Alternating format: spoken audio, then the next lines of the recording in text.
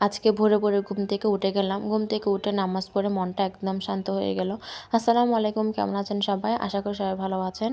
নামাজ দোয়া পড়ে আমি আমার জানলার ধারে একটু আসলাম, দেখলাম এখনও আলো ফুটে নাই, একদম কুয়াশায় ভরা শীতল একটা পরিবেশ। জানলায় যখন দাঁড়িয়েছি মনটা একদম ভালো লাগছিল। এরপর আমি আমার কিচেন রুমে চলে আসলাম ডিটক্স ওয়াটার বানানোর জন্য।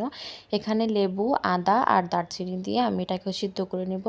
যখন এটা ঠান্ডা হয়ে যাবে তারপর আমি এটাকে নামিয়ে এরপর আমি এটাকে খাবো। এটা খেতে খেতে আমি চলে আসলাম ছাদে গিয়ে পরিবেশটা দেখে আমার মনটা আরও ভালো হয়ে যায়।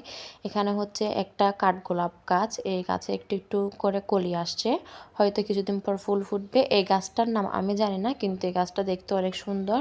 এরপর আমি কিছুক্ষণ ছাদে হাঁটাহাঁটি করার পর চলে আসলাম আমার সুন্দর বেলকনি বাগানে। আমি এটার নাম দিয়েছি সুন্দর বেলকনি বাগান।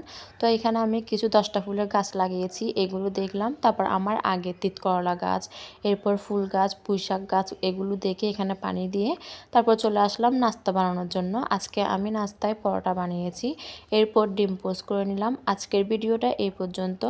আমার ভিডিওটা যদি ভালো লেগে থাকে সবাই লাইক করবেন, শেয়ার করে পাশে থাকবেন। সুস্থ থাকবেন। আল্লাহ হাফেজ।